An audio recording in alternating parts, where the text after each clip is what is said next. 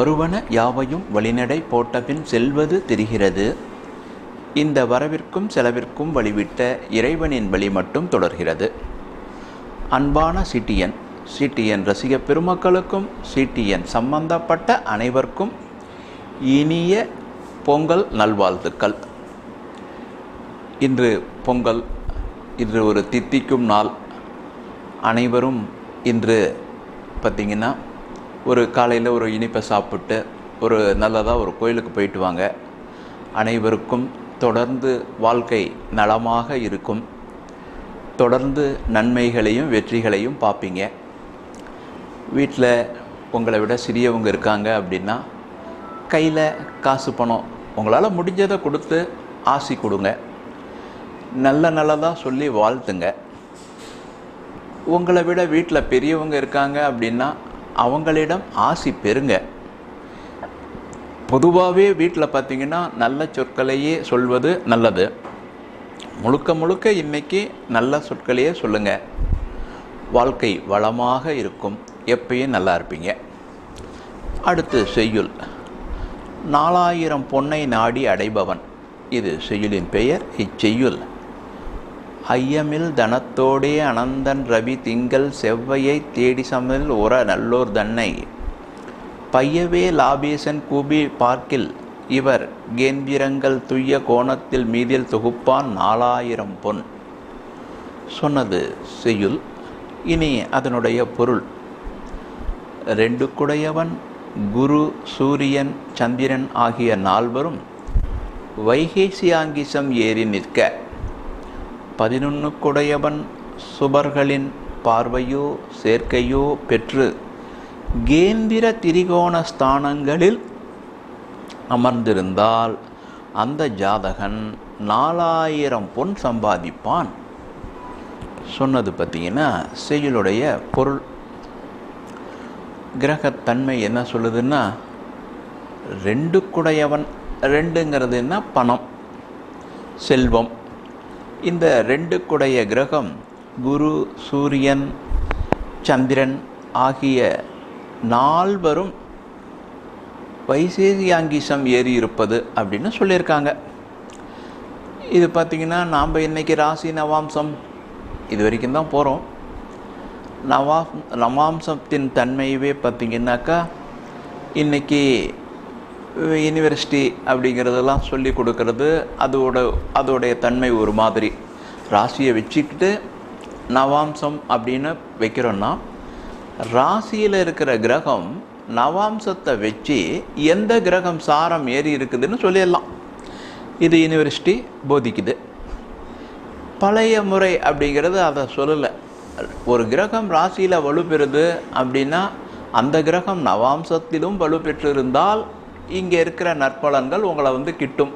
இது இப்போ இந்த 2ஐயுமே இன்றைக்கி பார்க்குறது இல்லை. ராசி கட்டத்தை மட்டும்தான் பார்த்துட்டு பலனை சொல்லிக்கிட்டே இருக்கோம். ஏன்னா வரவங்களும் அந்த அளவுக்கு ஸ்பீடாக இருக்காங்க, நம்மளும் ஸ்பீடாக சொல்ல வேண்டியதாக இருக்குது.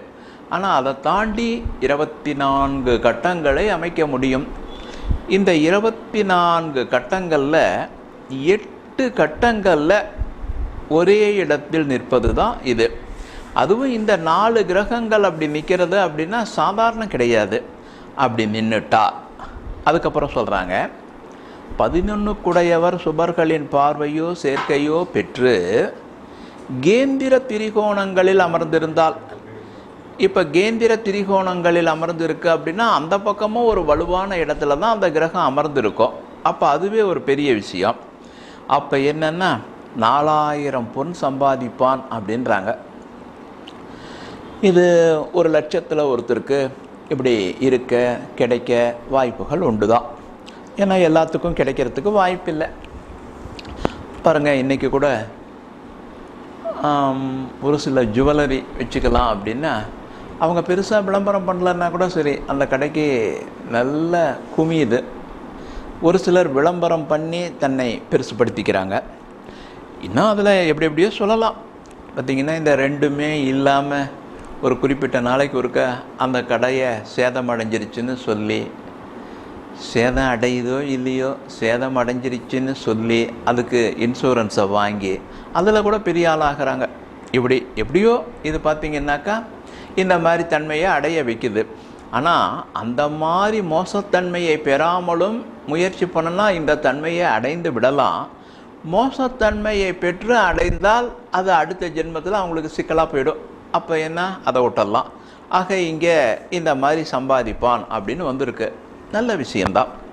இப்போ இந்த நல்ல விஷயம் அப்படிங்கிறது இவனுக்கு என்ன தானாக ஈஸியாக கிடைச்சிருமா என்ன?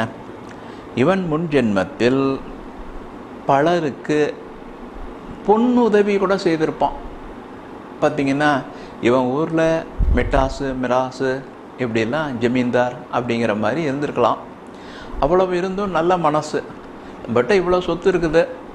சாதாரணமாக மனசில் ஒரு எண்ணம், என்ன நம்மளை என்ன கொண்டுட்டா போகிறோம், நம்ம பசங்களுக்கு நம்ம தலைமுறைக்கு வேணால் இவ்வளோ வச்சுக்கலாம், அவங்க பொறுப்பாக இருந்தாவே இதை அழிக்க முடியாது, மீதியை கொடுத்து உதவலாம் ஏழைப்பாளைகளுக்கு, ஏழைகள் கல்யாணத்துக்கு இப்படியெல்லாம் சொல்லி பொன் உதவி கூட செய்து அவங்க மனசில் என்றைக்கும் அப்படியே இடம் பிடித்து அவங்களுடைய வாழ்த்துக்களை தொடர்ந்து பெறுவது மாதிரி வந்திருந்தால் இந்த ஜென்மத்தில் இது கிடைக்குது.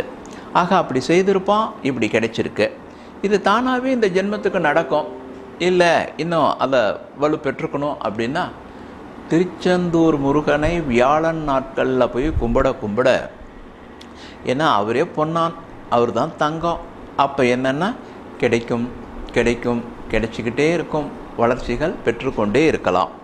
ஆக தங்க சம்பந்தப்பட்டது ஒருத்தருக்கு வேணும் அப்படின்னா திருச்செந்தூர் முருகன் அருள் இருந்தால் கிடைக்கும். அருளை பெறுவதற்கு வியாழக்கிழமை நாட்களில் செல்லலாம். அவரை நல்லா தரிசனம் பண்ணிட்டு வந்தாக்கா நடக்கும். அடுத்து அடியனிடம் ஜோதிடம் பார்க்கணும், பொருத்தம் பார்க்கணுன்னா வாட்ஸ்அப்பில் அனுப்பி வச்சே பார்க்கலாம். நேரில் வந்தால் எந்த அளவில் திருப்தி இருக்குமோ அதே அளவில் இருக்கும். நேரமும் மிச்சம், பாதுகாப்பாகவும் இருந்துக்கலாம். பார்ப்பதற்கு ஃபோன்பே ஜிபே செய்தால் போதுமானது. நேரில் தான் வரணுன்னா ஃபோன் பண்ணிவிட்டு வந்துடுங்க.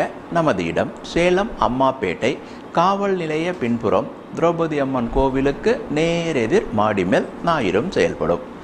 மீண்டும் நாளை பார்ப்போம். அனைவரும் வளமும் நலமும் பெற திருப்பதி திருமலை திருவேங்கடவனின் தாமரை பொற்பாதத்தை பணிகிறேன். நன்றி, வணக்கம்.